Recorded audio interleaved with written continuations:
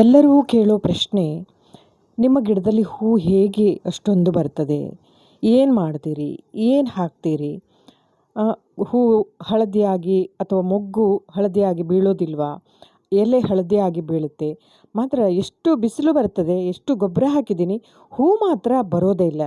ಯಾಕೆ ಹೀಗಾಗ್ತದೆ? ನಿಮ್ಮ ಗಿಡದಲ್ಲಿ ಇಷ್ಟೊಂದು ಹೂ ಬಿಡ್ತದಲ್ಲ, ನಿಮ್ಮ ಗಿಡ ನೋಡಲಿಕ್ಕೆ ತುಂಬ ಖುಷಿ ಆಗ್ತದೆ. ಏನು ಮಾಡ್ತೀರಿ? ಗಾರ್ಡನಿಂಗಿಗೆ ಸ್ಪೆಷಲ್ ಏನು? ಮೊನ್ನೆ ಮೊನ್ನೆ ಅಷ್ಟೇ ಒಬ್ಬರು ಗಂಡಸರು ಕೂಡ ಕೇಳ್ತಾಯಿದ್ರು, ಏನು ಮಾಡ್ತೀರಿ ನಿಮ್ಮ ಗಿಡ ನೋಡಲಿಕ್ಕೆ? ನಿಮ್ಮ ವೀಡಿಯೋ ಎಲ್ಲ ನೋಡಿದೆ, ಗಿಡಕ್ಕೆ ಏನು ಹಾಕ್ತೀರಾ? ಫರ್ಟಿಲೈಸರ್ ಏನು ಹಾಕ್ತೀರಾ? ಸುಮ್ಮನೆ ಗೊಬ್ಬರ ಏನಾದರೂ ಇದ್ದರೆ ನಮಗೆ ದಯವಿಟ್ಟು ಕಳಿಸಿಕೊಡಿ, ಎಷ್ಟು ಬೇಕಾದರೂ ದುಡ್ಡು ಕೊಡ್ತೀನಿ ಅಂತ ಹೇಳಿದ್ರು. ಸ್ನೇಹಿತರೆ, ಒಂದಿಷ್ಟು ಶ್ರಮ ಹಾಕಿದರೆ ಒಂದು ಬುಟ್ಟಿ ಹೂಗಳನ್ನು ನೋಡಿ, ಇಷ್ಟೆಲ್ಲ ಹೂಗಳನ್ನು ನಾವು ಖಂಡಿತ ಪಡಿಬೋದು. ಏನು ಮಾಡಬೇಕು? ಒಂದಿಷ್ಟು ಶ್ರಮ ವಹಿಸಬೇಕು, ಒಂದಿಷ್ಟು ಲಿಕ್ವಿಡ್ ಫರ್ಟಿಲೈಸರ್. ಬರೀ ಗೊಬ್ಬರ ಹಾಕಿದರೆ ಸಾಕಾಗೋಲ್ಲ, ಅದಕ್ಕೆ ಬೇಕಾಗಿರುವಂಥ ಲಿಕ್ವಿಡ್ ಫರ್ಟಿಲೈಸರ್ ಕೂಡ ಬಹಳ ಮುಖ್ಯ ಆಗುತ್ತೆ. ಯಾಕೆಂದರೆ ಈಗ ವಿಂಟರ್ ಸೀಸನ್, ಆಲ್ಮೋಸ್ಟ್ ಅಲ್ಲಿ ಕೆಲವು ಕಡೆ ಚಳಿ ಜಾಸ್ತಿ ಇದ್ದಲ್ಲಿ ಹೂ ಬಿಡೋದು ಸ್ವಲ್ಪ ಕಡಿಮೆ ಆಗುತ್ತೆ. ಬಟ್ ಮಂಗಳೂರಲ್ಲೂ ಕೂಡ ಚಳಿ ಸ್ವಲ್ಪ ಉಂಟು ಈ ಸಲ, ಆದರೂ ಹೂ ಬಿಡ್ತಾ ಇದೆ. ಸೊ ಏನು ಫರ್ಟಿಲೈಸರು, ಎಷ್ಟು ಹಾಕಬೇಕು, ಯಾವಾಗ ಹಾಕಬೇಕು, ಎಲ್ಲವನ್ನು ಪ್ರತಿಯೊಂದು ಹೇಳ್ತೇನೆ ಸ್ನೇಹಿತರೆ. Hi friends, welcome back to my channel Sanjana creations. ಇನ್ನೂ ಯಾರು ನನ್ನ ವಿಡಿಯೋವನ್ನು ಸಬ್ಸ್ಕ್ರೈಬ್ ಮಾಡದೆ ನೋಡ್ತಾ ಇದ್ದರೆ ದಯವಿಟ್ಟು ಸಬ್ಸ್ಕ್ರೈಬ್ ಮಾಡಿಕೊಂಡು ವಿಡಿಯೋವನ್ನು ನೋಡಿ. ಸೊ ಫ್ರೆಂಡ್ಸ್, ಒಮ್ಮೆ ಗೊಬ್ಬರ ಹಾಕಿಬಿಟ್ರೆ ಗಿಡಕ್ಕೆ ಸಾಕಾಗೋಲ್ಲ, ಅದಕ್ಕೆ ಪ್ರತಿ ತಿಂಗಳೂ ಬೇಕಾಗುತ್ತೆ. ಏನು ಪೋಷಕಾಂಶಗಳಿರುವಂಥದ್ದು, ಪೊಟ್ಯಾಷಿಯಮ್ ಇರುವಂಥದ್ದು, ನೈಟ್ರೋಜನ್ ಎಲ್ಲವೂ ಬೇಕಾಗುತ್ತೆ. ಈ ಒಂದು ನಾನು ಹಾಕೋ ಲಿಕ್ವಿಡ್ ಫರ್ಟಿಲೈಸರ್ ಇಲ್ಲಿ ಎಲ್ಲವೂ ಇದೆ. ಮತ್ತು ಮೇನಾಗಿ ಹೂ ಬರದೇ ಇರಲಿಕ್ಕೆ ಕಾರಣ ಗಿಡಕ್ಕೆ ಸರಿಯಾದ ಬೆಳಕು, ಅಂದರೆ ಬಿಸಿಲು ಸರಿಯಾಗಿ ಇರದೇ ಇರ್ಬೋದು, ಅಥವಾ ಮಣ್ಣಿನಲ್ಲಿ ಒತ್ತಡ ಇರ್ಬೋದು, ಗಟ್ಟಿಯಾಗಿರ್ಬೋದು, ಕಾರಣ ಹಲವಾರು ಇರ್ಬೋದು. ಸೊ ಈ ಒಂದು ಗಿಡಕ್ಕೆ ನೋಡಿ, ನನ್ನ ಈ ಗಿಡದಲ್ಲಿ ಕೂಡ ಸಾಕಷ್ಟು ಹೂಗಳು ಬರ್ತಾ ಇದೆಯಲ್ಲ. ಸೊ ಕೆಲವೊಂದು ಟೈಮು ಒಂದು ಸಲ ನೋಡಿ, ಇದು ಎಷ್ಟು ಹೂವು ಬರುತ್ತೋ, ದೊಡ್ಡ ಹೂವು ಆಗುವಂಥದ್ದು. ಬಟ್ ಈಗ ಚಿಕ್ಕ ಹೂವಾಗಿದೆ. ಯಾಕೆ ಕೇಳಿದ್ರೆ, ಹಿಂದಿನ ಸಲ ನಾನು ತಿಂಗಳಲ್ಲಿ ಒಂದು ಗೊಬ್ಬರ ಹಾಕಿದ್ದೆ. ನೀವು ನನ್ನ ಲಾಸ್ಟ್ ವಿಡಿಯೋ ನೋಡಿದರೆ ನಿಮಗೆ ಗೊತ್ತಾಗ್ಬೋದು. ಅದರ ನಂತರ ಹಾಕಿರಲಿಲ್ಲ. ಸೊ ನೋಡಿ, ಅಲ್ಲೂ ಮೊಗ್ಗೆ ಇಷ್ಟು ಬರಲಿಕ್ಕೆ ಸಾಕು, ಗಿಡದ ತುಂಬ ಮೊಗ್ಗು ಬಂದಿದೆ. ನಾನು ಇಲ್ಲೇ ತೋರಿಸ್ತಾ ಇದ್ದೀನಿ ಸ್ನೇಹಿತರೆ. ಒಂದು ಗಿಡ ನೆಟ್ಟು ಚಿಗುರಿ ಬರಲಿಕ್ಕೆ ಒಂದು ಗೊಬ್ಬರ ಸಾಕು. ಬಟ್ ಆ ಮೊಗ್ಗು ಬರಲಿಕ್ಕೆ, ಮೊಗ್ಗು ಚೆನ್ನಾಗಿ ಹೂ ಬರಲಿಕ್ಕೆ ಪುನಃ ನಾವು ಕೊಡಲೇಬೇಕಾಗುತ್ತೆ. ಪ್ರತಿ ತಿಂಗಳ ಗೊಬ್ಬರವನ್ನು ಕೊಡಬೇಕು. ಅದು ಲಿಕ್ವಿಡ್ ಫರ್ಟಿಲೈಸರ್ ಇರ್ಬೋದು ಅಥವಾ ಆರ್ಗ್ಯಾನಿಕ್ ಫರ್ಟಿಲೈಸರ್, ಯಾವುದು ಕೂಡ ನಾವು ಗಿಡಕ್ಕೆ ಆಗಾಗ ಕೊಡ್ತಾ ಇರಬೇಕು. ಯಾಕೆ ಅಂದರೆ ಮೇನಾಗಿ ನಮ್ಮದು ಈ ಚಟ್ಟಿಯಲ್ಲಿ, ಪಾಟಲ್ಲಿರುವಂಥ ಗಿಡಗಳು. ಸೊ ಹಾಗಾಗಿ ನಾವು ಪದೇ ಪದೇ ಕೊಡ್ತಾ ಇರಬೇಕಾಗತ್ತೆ. ಅದು ಲಿಕ್ವಿಡ್ ಫರ್ಟಿಲೈಸರ್ ಮನೆಯಲ್ಲೇ ಇರುವಂಥದ್ದು. ಸ್ನೇಹಿತರೆ, ಇದು ನೋಡಿ, ನನ್ನ ಈ ಗಿಡದಲ್ಲಿ ಹತ್ತಿರದಿಂದ ತೋರಿಸ್ತೇನೆ ನಿಮಗೆ. ಈ ಒಂದು ಪುಟ್ಟ ಗಿಡ ಇದು. ಸೊ ನರ್ಸರಿಯಿಂದ ತಂದು ಒಂದು 4 ತಿಂಗಳ ಆಗಿರ್ಬೋದು. ಒಂದು 30-40 ಹೂ ಬಿಟ್ಟಿದೆ ಇಷ್ಟರೊಳಗೆ. ಓಕೆ. ಸೊ ಈಗ ನೋಡಿ, ಇದರಲ್ಲೇ ನಾನು ತೋರಿಸ್ತಾ ಇದ್ದೀನಿ. ಒಂದು ಹೂ ಚೆಂದ ಆಗಿದೆ, ಒಂದು ಹೂ ಚೆನ್ನಾಗಾಗಲಿಲ್ಲ. ಯಾಕೆ? ಅದೇ ನೋಡಿ, ಇಲ್ಲಿ ಹತ್ತಿರದಿಂದ ತೋರಿಸ್ತಾ ಇದ್ದೀನಿ. ಒಂದು ಹೂ ತುಂಬ ಚೆನ್ನಾಗಾಗಿದೆ, ಒಂದು ಹೂ ಚೆನ್ನಾಗಾಗಲಿ. ಮೊಗ್ಗು ಇನ್ನು ಜಾಗ ಇಲ್ಲ, ಅಷ್ಟು ಮೊಗ್ಗು ಬಿಟ್ಟಿದೆ. ನೋಡಿ, ಕ್ಲೋಸಲ್ಲಿ ತೋರಿಸ್ತಾ ಇದ್ದೀನಿ. ಅಷ್ಟು ತುದಿಯಲ್ಲಿ ಕಟ್ ಮಾಡಬೇಕು, ಯಾಕಂದರೆ ಗಿಡ ಅಡ್ಡಡ್ಡ ಹೋಗುತ್ತೆ. ಸುಮ್ಮನೆ ಒಂದೇ ಬಿಡಬಾರ್ದು, ತುದಿ ಕಟ್ ಮಾಡಬೇಕಂದ್ರೂ ಕೂಡ ಅಲ್ಲಿ ಮೊಗ್ಗುಂಟು. ಹಾಗೆ ಕಟ್ ಮಾಡಲಿಕ್ಕೆ ಹೋಗಲಿಲ್ಲ. ಅಂದರೆ ತುದಿಯಲ್ಲಿ ಒಂದು ಚೋಟಿದ್ರೆ ಗಿಡ ಅಡ್ಡಡ್ಡ ಚಿಗುರಿ ಹೂ ಜಾಸ್ತಿ ಬರುತ್ತದೆ. ಸೊ ಫ್ರೆಂಡ್ಸ್, ಇದಕ್ಕೆ ಏನು ಮಾಡಬೇಕು? ಮನೆಯಲ್ಲೇ ಇರುವಂಥ ಐಟಮನ್ನು ಬಳಸಿ ಗಿಡಕ್ಕೆ ಜಾಸ್ತಿ ಮೊಗ್ಗು ಹೂ ಬರುವಂತೆ ಮಾಡ್ಬೋದು. ಬನ್ನಿ ಹೇಳ್ತೀನಿ ಫ್ರೆಂಡ್ಸ್, ಎಲ್ಲೂ ಸ್ಕಿಪ್ ಮಾಡಬೇಡಿ, ವಿಡಿಯೋನ ಕಂಪ್ಲೀಟ್ ಆಗಿ ನೋಡಿ. ಹಾಗೆ ವಿಡಿಯೋ ಇಷ್ಟ ಆದರೆ ಒಂದು ಲೈಕ್ ಮಾಡಿ, ಶೇರ್ ಮಾಡಿ. ಸೊ ಫ್ರೆಂಡ್ಸ್, ಮನೆಯಲ್ಲಿ ಉದ್ದಿನ ಬೇಳೆಯನ್ನು ತೊಳಿತೀರಾ, ಅಕ್ಕಿ ತೊಳಿತೀರಾ, ಹೆಸರು ಬೇಳೆಯನ್ನು ತೊಳಿತೀರಾ, ಅಥವಾ ತೊಗರಿ ಬೇಳೆಯನ್ನು. ಸೊ ಆ ನೀರನ್ನೇ ಏನು ಮಾಡ್ತೀರಿ? ಬಿಸಾಡಬೇಡಿ. ಇನ್ನು ಮುಂದೆ ಆ ನೀರನ್ನು ಬಿಸಾಡಬೇಡಿ. ಅದ್ರ ಜೊತೆಗೆ ಏನು ಹಾಕಬೇಕು ಅನ್ನೋದನ್ನು ನಾನು ಹೇಳ್ತೀನಿ. ಎಲ್ಲವನ್ನು, ಈ ಅಕ್ಕಿ ತೊಳೆದ ನೀರಿರ್ಬೋದು, ತೊಗರಿಬೇಳೆ ತೊಳೆದು, ಇದು ಉದ್ದಿನಬೇಳೆ ತೊಳೆದ ನೀರಂತೂ ಸಿಂಕಲ್ಲಿ ಹಾಕೋದಕ್ಕಿಂತ ನೀವು ಅದನ್ನು ಗಿಡದ ಬುಡಕ್ಕೆ ಹಾಕಿದ್ರೆ ತುಂಬಾ ಒಳ್ಳೆಯದು. ಅದಕ್ಕೆ ತುಂಬ ಗಿಡ ಹೂ ಬರಲಿಕ್ಕೆ ತುಂಬಾ ಒಂದು ಗುಡ್ ಫರ್ಟಿಲೈಸರ್ ಅಂತ, ಲಿಕ್ವಿಡ್ ಫರ್ಟಿಲೈಸರ್. ಹಾಗೆ ಆ ಉದ್ದಿನಬೇಳೆ ಮತ್ತು ಹೆಸರುಬೇಳೆ ತೊಳೆದ ನೀರು ಸಿಂಕಲ್ಲಿ ಹಾಕಿದರೆ ಕೆಟ್ಟ ಸ್ಮೆಲ್ ಕೂಡ ಬರುತ್ತೆ ಅಲ್ವಾ? ನೀವು ಗಮನಿಸಿರ್ಬೋದು, ಆ ಹೆಸರುಬೇಳೆ ತೊಳೆದ ನೀರು ತುಂಬ ಒಂಥರ, ಉದ್ದಿನಬೇಳೆ ತೊಳೆದ ನೀರು ಸ್ಮೆಲ್ ಇರುತ್ತೆ. ಸೊ ಎನಿವೇ, ಇದನ್ನು ನಾವು ಒಂದು ಗಿಡಕ್ಕೆ ಆರ್ಗ್ಯಾನಿಕ್ ಫರ್ಟಿಲೈಸರ್ ಮಾಡಿ ಯಾವ ರೀತಿ ಹಾಕ್ಬೋದು ಗೊತ್ತಾ? ಸೊ ಅದನ್ನು ಹೇಳ್ತೀನಿ. ಈಗ ನಾವು ಒಂದೇ ಮಿಕ್ಸ್ ಮಾಡ್ತಾ ಇಲ್ಲ ನಾನು. ಈ ಎಲ್ಲ ಬೇಳೆಗಳನ್ನು ತೊಳೆದ ನೀರನ್ನು ಜೊತೆಗೆ ಮತ್ತು ಹುಳಿ ಮೊಸರು ಕೂಡ ಹೇಳಿದೆ. ಮೊಸರನ್ನ ಒಂದು 4-5 ದಿನ ನಾವು ಇಟ್ಟರೆ ಅದು ಮೊಸರಾಗುತ್ತೆ, ಹುಳಿ ಮೊಸರಾಗುತ್ತೆ. ಅಥವಾ ಹಾಲು ಕೆಟ್ಟು ಹೋಗಿರ್ದಿರ್ಬೋದು. ಅದನ್ನು ಸ್ವಲ್ಪ ಮೊಸರು ಮಾಡಿಬಿಟ್ಟು ಹಾಕಿದರೆ, ಈಗ ನಾನು ಇವಿಷ್ಟನ್ನು ಕೂಡ ಬೇರೆ ಬೇರೆ ಇಟ್ಟಿದ್ನಲ್ಲ, ಸೊ ಇಷ್ಟನ್ನು ಕೂಡ ನಾನು ಮಿಕ್ಸ್ ಮಾಡ್ತಾ ಇದ್ದೀನಿ. ಮಿಕ್ಸ್ ಮಾಡಿ ಒಂದು ಟಬ್ಬಲ್ಲೋ ಅಥವಾ ಒಂದು ಬಕೆಟಲ್ಲೋ, ಒಂದು ದೊಡ್ಡ ಪಾತ್ರೆಯಲ್ಲೋ ಫುಲ್ ಎಲ್ಲ ಮಿಕ್ಸ್ ಮಾಡಿ, ಕಿಚನ್ನಲ್ಲಿ ಬೇಡ, ಮನೆಯಿಂದ ಹೊರಗೆ ಇಡ್ಬೋದು. ಇದು ಒಂದು 3 to 4 ಡೇಸ್ ಬೇಕು. ಈಗ ಇದು ಒಂದು ಹಂತದ ಫರ್ಟಿಲೈಸರ್ ಆಯಿತು ಸ್ನೇಹಿತರೆ. ಇದು ಬೇರುಗಳು ಬಳಲ್ತಾ ಇರ್ತವೆ. ಯಾಕೆ ಗೊತ್ತಾ? ಉರಿ ಬಿಸಿಲಾದರೂ ಕೂಡ ಬಳಲ್ತಾ ಇರ್ತದೆ. ಸೊ ಅದಕ್ಕೆ ಬೇರುಗಳು ಸ್ಪ್ರೆಡ್ ಆಗಲಿಕ್ಕೆ ಕೆಲವೊಂದು ಟೈಮು ಜಾಗ ಇರೋದಿಲ್ಲ. ಸೊ ಚೆನ್ನಾಗಿ ಬೆಳಿಬೇಕು ಹೇಳಾದರೆ, ಸರಿಯಾಗಿ ಗಿಡದ ತುದಿವರೆಗೂ ಅದು ರೀಚ್ ಆಗಬೇಕು ಹೇಳಾದರೆ, ನಾವು ಇದನ್ನೆಲ್ಲ ಒಂದು ತಿಂಗಳಿಗೆ ಒಂದು 2 ಟೈಮ್ಸ್ ಕೊಡ್ಬೋದು. 15 ದಿನಕ್ಕೆ ಒಮ್ಮೆ ಕೊಟ್ಟರೂ ಕೂಡ ನಡೆಯುತ್ತೆ. ಓಕೆನಾ? ಎಷ್ಟು ಕೊಡಬೇಕು, ಏನು ಕೊಡಬೇಕು ಅಂತ ನಾನು ಮುಂದೆ ಕೊಡುವಾಗ ಹೇಳ್ತಾ ಬರ್ತೀನಿ. ನೋಡಿ, ಇದು ಹುಳಿ ಮೊಸರು. ಇದು ಬಹಳ ಒಂದು ಗುಡ್ ಆರ್ಗ್ಯಾನಿಕ್ ಫರ್ಟಿಲೈಸರ್ ಆಗುತ್ತೆ. 3-4 ಡೇಸ್ ಇಡಬೇಕು. 4 ಡೇಸ್ ಅಂತೂ ಮಿನಿಮಮ್ಮು ಇಡಬೇಕು. ಯಾವ ರೀತಿ ಇಡಬೇಕು ಅಂತ ಹೇಳಿದರೆ, ಇದನ್ನು ಒಂದು ಚೆನ್ನಾದ ಒಂದು ಟಬ್ಬಲ್ಲಿ ಹಾಕಿ ಮುಚ್ಚಿ ಇಡಬೇಕು. ಹಾಗೆ ಇಡೋದಲ್ಲ, ಯಾಕೆಂದರೆ ಒಂಥರ ಸ್ಮೆಲ್ ಕೂಡ ಆಗಬಾರ್ದು, ಮತ್ತು ಬೇರೆ ಏನು ಕಸ ಏನು ಬೀಳಬಾರ್ದು. ಮತ್ತೊಂದು ಕೇಳಿದರೆ, ಮುಚ್ಚಿಟ್ಟಷ್ಟು ಅಂದರೆ 4 ಡೇಸ್ ಇಡ್ತೀವಲ್ಲ, 4 ಡೇಸ್ ಇಟ್ಟಷ್ಟು ಅದರಲ್ಲಿರೋ ನೈಟ್ರೋಜನ್ ಇರ್ಬೋದು, ಪೊಟ್ಯಾಷಿಯಮ್ ಎಲ್ಲ ಮಿಕ್ಸ್ ಆಗಿರುತ್ತೆ. ನೋಡಿ, ಈಗ ನಾನು 4 ಡೇಸ್ ಆದಮೇಲೆ ನಿಮಗೆ ತೋರಿಸ್ತಾ ಇದ್ದೇನೆ ಇದನ್ನು. ಇದು ಒಂದು ಹಂತದ್ದು. ಓಕೆನಾ? ಈಗ ಮೇಲಿಂದ ಒಂಥರ ಕೆನೆ ಥರ ಬಂದಿದೆ. ಸೊ ನೋಡ್ತಾ ಇದ್ದೀರಲ್ಲ, ಆ ಥರ ಬರಬೇಕು. ಬಂದಷ್ಟು ಅದು ನಾವು ಏನು ಹಾಕಿದ್ದೀವಿ ಅಲ್ಲಿ, ಮೊಸರು ಹುಳಿ ಬಂದ ಮೊಸರು ಕೂಡ ಹಾಕಿದ್ದೀವಲ್ಲ. ಈಗ ಒಂದು ಮೇನಾಗಿ ಹಾಕಿರುವಂಥದ್ದು ಟೀ ಪೌಡ್ರ್ ಅಥವಾ ಕಾಫಿ ಪೌಡ್ರ್. ನಾನಿಲ್ಲಿ ಹಾಕ್ತಾ ಇರೋದು ಕಾಫಿ ಪೌಡರ್. ಯಾವುದೇ ಕಾಫಿ ಪೌಡರ್ ಹಾಕ್ಬೋದು, ನಾರ್ಮಲ್, ಇನ್ಸ್ಟಂಟ್, ಅಷ್ಟೊಂದೇನು ಇದು ಹಾಕಬೇಕಾಗಿಲ್ಲ. ಇಲ್ಲಿ ನಾನು ನನ್ನ ಗಿಡ ಸುಮಾರು ಇರೋದಕ್ಕೆ ಎಷ್ಟು ಪ್ರಮಾಣ ಹಾಕಬೇಕಂದ್ರೆ, ನಾನು ಒಂದು 4 ಸ್ಪೂನ್ ಹಾಕ್ತಾಯಿದ್ದೀನಿ, ಮತ್ತು ಒಂದು ಟಬ್ ಫುಲ್ ಮಾಡ್ತಾಯಿದ್ದೀನಿ ಇದಕ್ಕೆ. ಹಾಗಾಗಿ ಪ್ರಮಾಣ ನೋಡಿ ನಿಮ್ಮ ಗಿಡಕ್ಕೆ ಎಷ್ಟು ಗಿಡ ಇದೆ ನೋಡಿಬಿಟ್ಟು ಹಾಕಬೇಕು. ಈಗ 1 ಲೀಟರ್ ಇದು ಮಾಡಬೇಕು ಹೇಳಾದರೆ ಒಂದು ಅರ್ಧದಿಂದ 3/4 ಸ್ಪೂನು ಸಾಕು. ಟೇಬಲ್ ಸ್ಪೂನ್, ಟೀ ಸ್ಪೂನ್ ಅಂತ ಹೇಳ್ತೀವಲ್ಲ, ಅಷ್ಟು ಸಾಕು.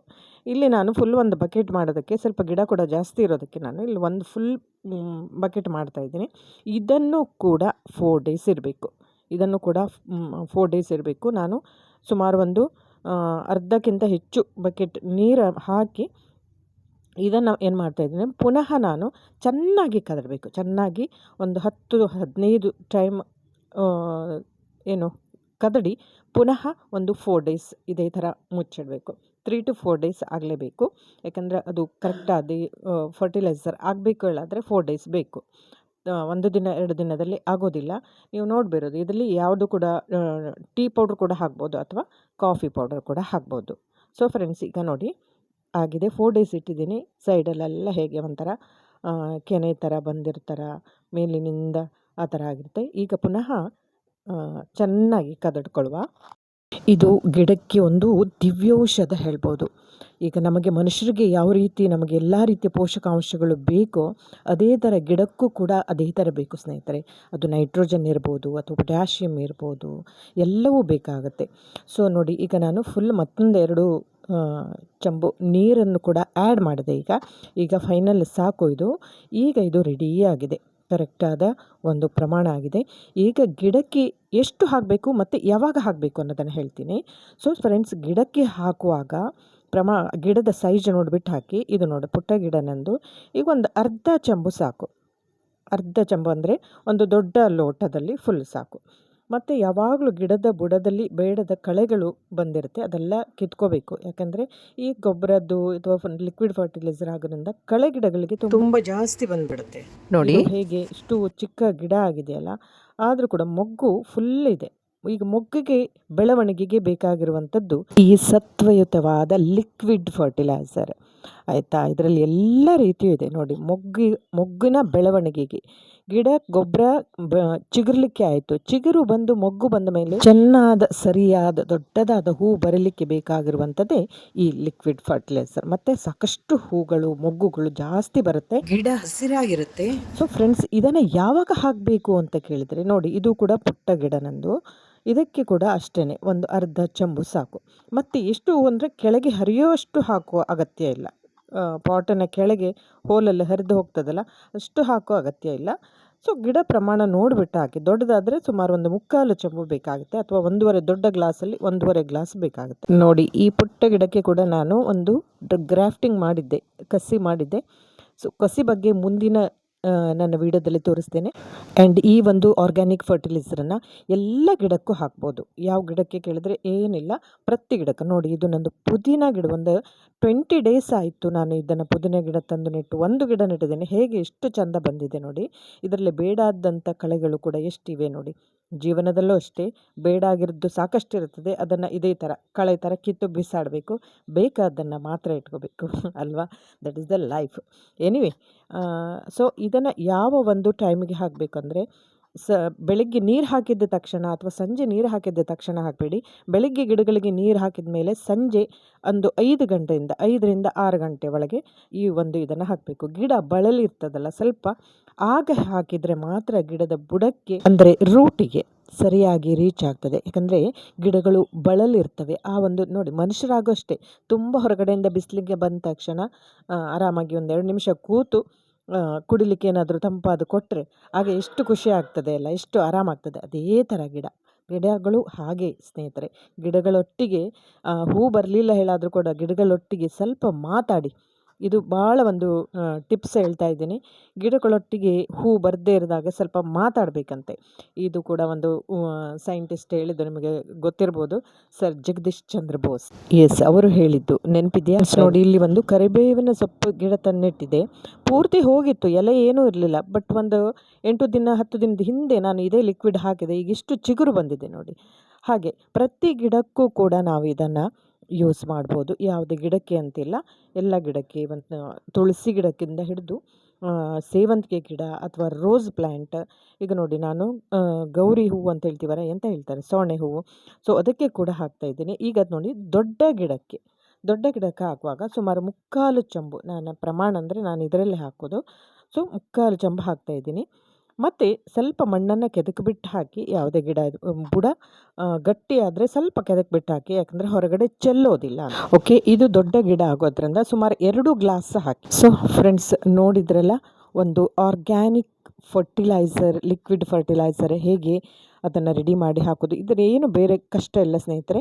ಮನೆಯಲ್ಲಿರುವ ದಿನಾಲು ಅಕ್ಕಿ ತೊಳಿತೀರಾ, ಬೇಳೆ ತೊಳೆದ ನೀರು ನೋಡಿ. ನನ್ನ ಈ ಒಂದು ಗಿಡ ಪಾಲಕ್ ಸೊಪ್ಪು ತಂದು ನೆಟ್ಟಿಲ್ಲ, ಅದನ್ನು ಹೀಗೆ ತಂದಿದ್ದೆ ಮಾರ್ಕೆಟಿಂದ. ಅದನ್ನು ಹಾಗೆ ಇಟ್ಟಿದೆ. ಅದು ಎಷ್ಟು ಚಂದ ಚಿಗುರು ಬಂದಿದೆ ಅಂತೇಳಿ.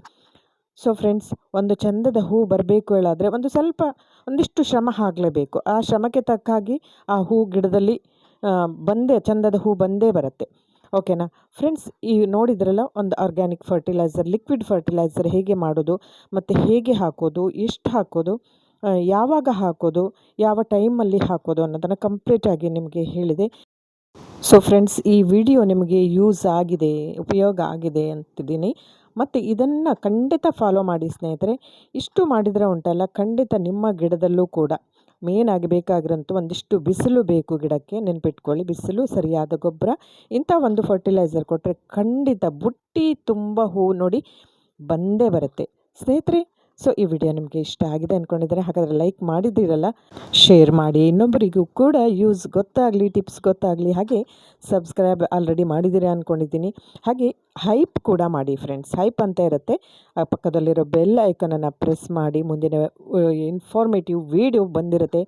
ಎಸ್, ಮುಂದಿನ ವಿಡಿಯೋ ಗ್ರಾಫ್ಟಿಂಗ್, 3 ತಿಂಗಳಲ್ಲಿ ಗ್ರಾಫ್ಟಿಂಗ್ ಮಾಡಿದ್ದಲ್ಲಿ ಹೇಗೆ ಹೂ ಬಂದಿದೆ ಅನ್ನೋದನ್ನು ತೋರಿಸ್ತಾ ಇದ್ದೀನಿ ಫ್ರೆಂಡ್ಸ್. Thanks for watching. ಮುಂದಿನ ವಿಡಿಯೋದಲ್ಲಿ ಮತ್ತೆ ಸಿಗುವ. ಅಲ್ಲಿವರೆಗೂ ನಮಸ್ಕಾರ. ಎಂದಿನಂತೆ ಹ್ಯಾಪಿ ಆಗಿರಿ, ಹೂವಿನಷ್ಟೇ ಹೆಲ್ದಿ ಆಗಿರಿ. Thank you. ಬಾಯ್.